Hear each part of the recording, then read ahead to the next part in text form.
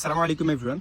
Last few days কেইবাজনো ব্যক্তিয়ে porn এডিকশ্যনৰ পৰা বাচিবৰ কাৰণে দুটামান কুৱেশ্যন কৰিছিলে। তাৰে ভিতৰত এজন ব্যক্তিয়ে নিজৰ ষ্টৰিও শ্বেয়াৰ কৰিছিলে, তেওঁ কেনেকৈ এই বস্তুৰ ওপৰত ইনভলভ হৈছিল আৰু তেওঁ তাৰ পৰা কেনেকৈ ওলাই আহিলে।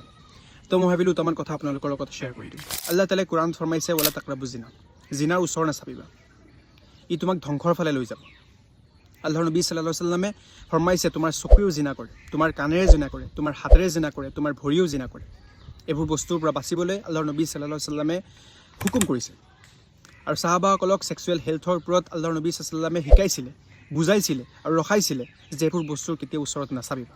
আজি আমি সেই বস্তুবোৰ আমাৰ ছ'চাইটিত নৰ্মেলাইজ কৰি দিছোঁ, যাৰ কাৰণে এখন ঘৰ হৈ থকা নাই, এখন সমাজ হৈ থকা নাই। এনেকুৱা কিমান কেছ আমি নিউজ পেপাৰত দেখিবলৈ পাওঁ যিবোৰত এখন ঘৰত নিজৰ মাক, নিজৰ ভনীয়েক, নিজৰ বায়েক সুৰক্ষিত নহয় নিজৰ ঘৰৰ মানুহৰ পৰা, নিজৰ বাপেকৰ পৰা, নিজৰ ভায়েকৰ পৰা, নিজৰ ককায়েকৰ পৰা, নিজৰ দাদায়েকৰ পৰা। জামাৰ ৰিপৰ্ট আৰু MLI ৰিপৰ্ট যদি আপোনালোকে চাই, তাত তেওঁলোকে কৈছে এই ৰেপ কেছবোৰ, এই ক্ৰাইমবোৰ ইনক্ৰিজ হোৱাৰ এটা মেইন ৰিজন হৈছে পৰ্নোগ্ৰাফি, যাৰ কাৰণে আমাৰ মটিভেশ্যনেল যিটো উইল পাৱাৰ আছে ধ্বংস হৈ গৈছে।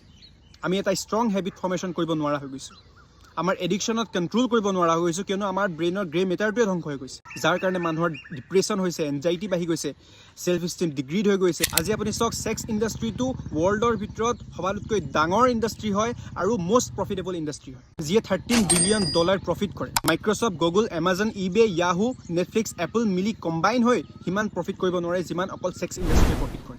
তেওঁলোকৰ আপোনাৰ লগত মোৰ লগত মতলব নাই, তেওঁলোকৰ মতলব আছে অকল পইচাৰ লগত। আপোনাক মোক ইউজ কৰিছে। গ্ল'বেল ৰিপৰ্ট যদি আপোনালোকে চায়, তেনেহ'লে 100ৰ ভিতৰত 89% বয়জ আৰু 69% গাৰ্লছে ডেইলি বেচিছত, ৰেগুলাৰ বেচিছত, মাহত এবাৰ, দুবাৰ, তিনিবাৰ পৰ্নোগ্ৰাফিক ছাইটবোৰ ভিজিট কৰে। লাষ্ট 2024ত এটা ৰিপৰ্ট উলিয়াইছিলে পৰ্নোগ্ৰাফিক ছাইটে, য'ত তেওঁলোকে কৈছিলে যে 3 বিলিয়ন মানুহে সেই মাহটোত সেই ছাইটটোত ভিজিট কৰিছে।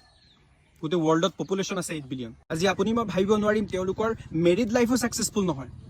ডপামিনৰ ডাইলেশ্যনৰ কাৰণে তেওঁলোকৰ আনৰিয়েলিষ্টিক এক্সপেক্টেশ্যন থাকে পাৰ্টনাৰৰ পৰা, যিটো ফুলফিল নহয়, আৰু তাৰ ফলত ডিভোৰ্চ ৰেট বাঢ়ি যায়। আজি আমি যদি চাওঁ, 13 বছৰীয়া, 14 বছৰীয়া, 17 বছৰীয়া ল'ৰা ছোৱালীবোৰে ছেক্সটিং কৰে, এজনে আনজনৰ লগত পিকচাৰ এক্সচেঞ্জ কৰে। আল্লাহ আৰু আল্লাহ ৰছুল সাল্লাল্লাহু আলাইহি ওয়াসাল্লামে এইবোৰ বস্তুৰ পৰা বাচিবৰ কাৰণে আমাক হুকুম কৰিছিলে, আৰু ইয়াৰ নিশ্চয় সলিউশ্যন আছে। প্ৰথমতে আপোনালোকে এডিকশ্যনটোৰ কথা এনেকুৱা এজন মানুহৰ লগত শ্বেয়াৰ কৰক, ইজন মানুহে আপোনাক গাইড কৰিব পাৰে, যিজনে আপোনাক জাজ নকৰে।